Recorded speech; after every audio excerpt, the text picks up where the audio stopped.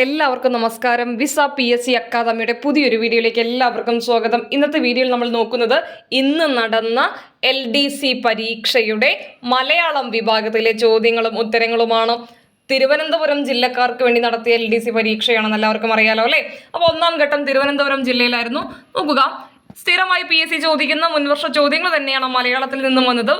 ഒരു കാര്യം ഉറപ്പാണ്, എക്കാലത്തും PSCക്ക് മുൻവർഷ ചോദ്യങ്ങളോടുള്ള പ്രണയം കൂടി വരികയാണ്. പിഞ്ഞാണ വർണ്ണം എന്നത് എങ്ങനെയാണ് വിഗ്രഹിച്ചെഴുതുക? പിഞ്ഞാണത്തിന്റെ വർണ്ണം. ഓപ്ഷൻ A ആണ് ശരിയായ ഉത്തരം. പിഞ്ഞാണ വർണ്ണം പിഞ്ഞാണത്തിന്റെ വർണ്ണമാണ്.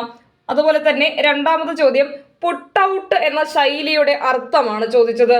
പുട്ട് ഔട്ട് എന്ന ശൈലിയുടെ അർത്ഥം എന്തായിരുന്നു? അണയ്ക്കുക എന്നുള്ളതാണ്. ഓപ്ഷൻ A ആണ് അതിന്റെ ഉത്തരം. പിഞ്ഞാണ വർണ്ണം പിഞ്ഞാണത്തിന്റെ വർണ്ണം, പുട്ട് ഔട്ട് അണയ്ക്കുക.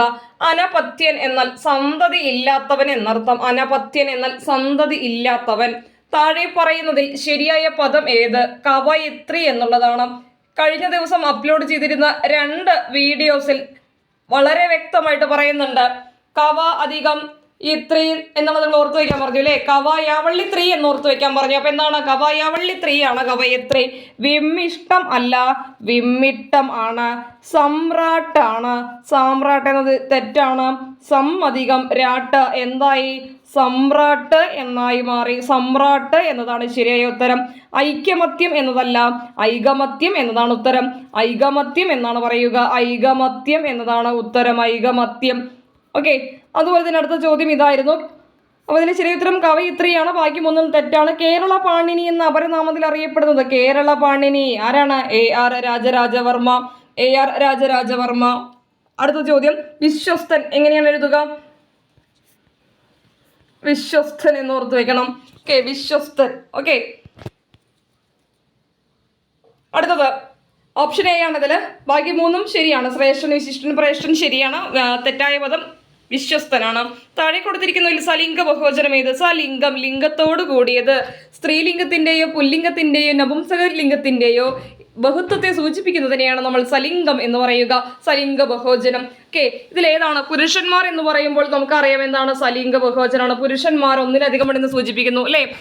സ്ത്രീലിംഗം, പുല്ലിംഗം, നപുംസകലിംഗം ഇവയിൽ ഏതെങ്കിലും ഒന്നിന്റെ ബഹുത്വമായതുകൊണ്ട് തന്നെ പുരുഷന്മാർ എന്നത് പുല്ലിംഗത്തിന്റെ ബഹുത്വമാണ്. മിടുക്കർ എന്ന് പറയുമ്പോൾ മിടുക്കിയും മിടുക്കനും വരാം, അത് അലിംഗമാണ്. അതുപോലെ തന്നെ ശൂദ്രർ എന്ന് പറയുന്നത് ഏത് വിഭാഗത്തിൽ വരുന്ന? പൂജകത്തിൽ നമുക്ക് ഉൾപ്പെടുത്താവുന്നതാണ്. അധ്യാപകർ എന്ന് പറയുമ്പോൾ അധ്യാപകനും അധ്യാപികയും ചേർന്നത്, അതുകൊണ്ട് തന്നെ അതെന്താണ്? അലിംഗമാണ്. ഉത്തരം പുരുഷന്മാരാണ് ഇവിടെ സലിംഗ ബഹുവചനം. ശ്ലോകത്തിൽ കഴിക്കുക. ഇന്നലത്തെ വീഡിയോ നമ്മൾ വീണ്ടും എടുത്തെടുത്ത് പറഞ്ഞിരുന്നു. ശ്ലോകത്തിൽ കഴിക്കുക, ധനാശി പാടുക, ദീപാവലി കുളിക്കുക. PSCക്ക് ഒരുപാട് ഇഷ്ടപ്പെട്ട 3 ചോദ്യങ്ങളാണ് ഇവ എന്ന് നിർബന്ധമായിട്ടും പഠിക്കണമെന്ന് സൂചിപ്പിച്ചിരുന്നു. ശ്ലോകത്തിൽ കഴിക്കുക ചുരുക്കി പറയുക. താഴെ കൊടുത്തിരിക്കുന്നതിൽ ദ്രൗണി ആര്? ദ്രോണരുടെ പുത്രനാണ് ദ്രൗണി. ദ്രൗണി ആരാണ്? അശ്വത്ഥാത്മാവാണ്. ചിന്മുദ്ര ഇന്നലത്തെ വീഡിയോയിൽ പറഞ്ഞിട്ടുണ്ട്. ആ വീഡിയോ കണ്ട ആളുകൾക്ക് അറിയാം ചിന്മുദ്ര എങ്ങനെയാണ് പിരിച്ചെഴുതുക. ചിത്ത് അധികം മുദ്ര എന്നുള്ളതാണ്. അതിചിഹ്നത്തിന് മുമ്പ് അഥവാ പ്ലസ് ചിഹ്നത്തിന് മുമ്പ് നമുക്ക് ത് എന്ന് വന്നു. അത് ത് എന്ന് ഗര അക്ഷരമാണ്. അതിൻ്റെ ഒപ്പം മ എന്ന അക്ഷരം വന്നിരിക്കുന്നു അല്ലെ? ഇവിടെ ത് എന്നതിന് ആദേശം സംഭവിക്കുക ന് എന്ന അതിൻ്റെ അനുനാസികം ആയിട്ടാണ്. അപ്പൊ ചിത്ത് പ്ലസ് മുദ്രയാണ് ചിന്മുദ്ര എന്നായി മാറുക. ചിത്ത് അധികം മുദ്ര ഇവിടെ എന്താകും? ചിത്ത് മാറി ചിൻ എന്നാകും. ചിന്മുദ്ര എന്താകും? ചിനുമുദ്ര. ചേർത്തെഴുതുമ്പോൾ ചിന്മുദ്ര, ക്ഷമിക്കണം, ചിന്മുദ്ര എന്നായി മാറും. ചിൻ ചാവള്ളി വരും അല്ലേ? അപ്പൊ ചിത്ത് അധിക മുദ്ര. ഓപ്ഷൻ C ആണ് ശരിയായ ഉത്തരം. ഓപ്ഷൻ C ആണ് ശരിയായ ഉത്തരം. Okay, Malayalam, English, maths, current affairs ഈ 4 വിഭാഗം ഒരു PSC പരീക്ഷയുടെ 4 തൂണുകളാണ്.